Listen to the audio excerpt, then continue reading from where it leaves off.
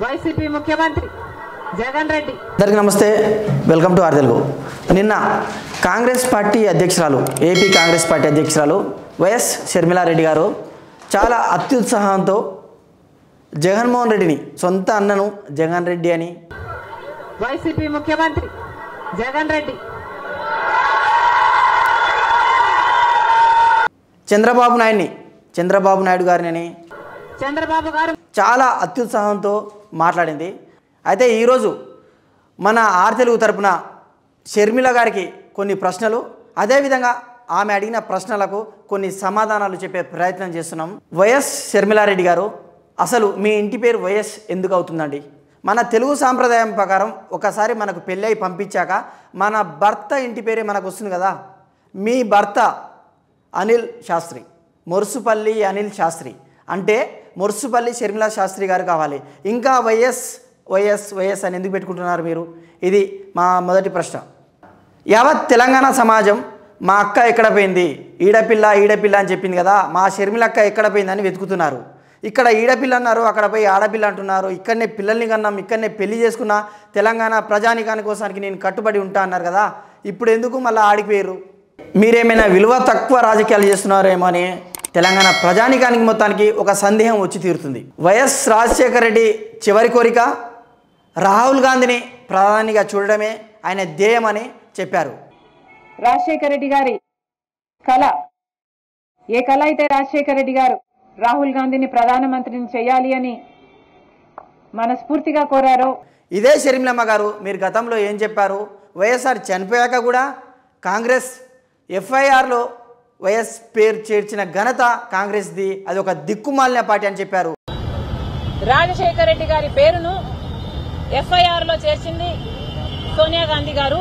ఇంకా మీరు మాట్లాడుతూ తెలంగాణలో కాంగ్రెస్ రావడానికి కారణమే నేను, కేసీఆర్ దొర అహంకారాన్ని బొంద పెట్టడానికి కాంగ్రెస్తో పాటు నేను నడిచానని, అందుకే తెలంగాణలో కాంగ్రెస్ ప్రభుత్వంలోకి వచ్చిందని, అదే మాదిరిగా ఏపీలో కూడా కాంగ్రెస్ అధిష్టానంలోకి నేను తీసుకొస్తానని మీరు భరోసా ఇచ్చారు. ఒకవేళ ఇది కనుక రేవంత్ రెడ్డి, కోమటిరెడ్డి ఇంకా చాలామంది సీనియర్స్ కాంగ్రెస్ వాళ్ళు వింటే వాళ్ళు తల ఎక్కడ పెట్టుకుంటారండి?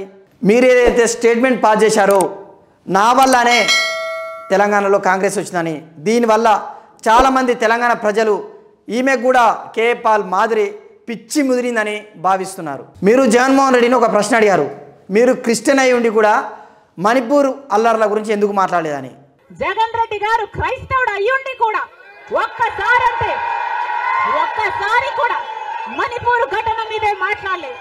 యాక్చువల్గా ఇక్కడ మీకు చెప్పాల్సిన సమాధానం ఏంటంటే, ఆయన ఏపీకి ముఖ్యమంత్రి, మణిపూర్ కాదు, లేదా భారతదేశానికి పిఎం కూడా కాదు, ఆయన మాట్లాడాల్సిన అవసరం లేదు. కానీ ఇక్కడ మీ హస్బెండ్ బ్రదర్ అనిల్, ఆయన వర్షాన్ని ఆపగల శక్తి ఉంది. ఆయన ఎందుకు మణిపూర్ అల్లర్ల గురించి, ఆయన క్రిస్టియనే కదా, మణిపూర్ అల్లర్ల గురించి ఆయన ఎందుకు ఆపలేడు? ఆయన ఇట్లా చేతి పైకి పెడితే వర్షమే ఆగిపోతుంది కదా.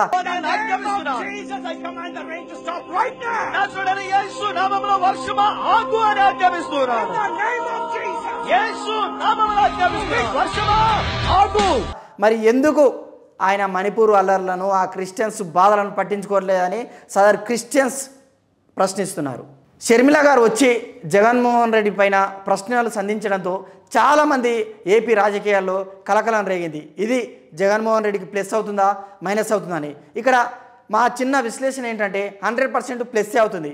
ఎందుకంటే ఇప్పటికే చంద్రబాబు నాయుడు, పవన్ కళ్యాణ్, ఇతరాతర పార్టీలు జగన్మోహన్ రెడ్డి పైన మూకుమ్మడి దాడి చేస్తున్నాయి. ఈ క్రమంలో ఈ మధ్య జగన్మోహన్ రెడ్డి పైన లైట్గా వ్యతిరేకత వచ్చింది.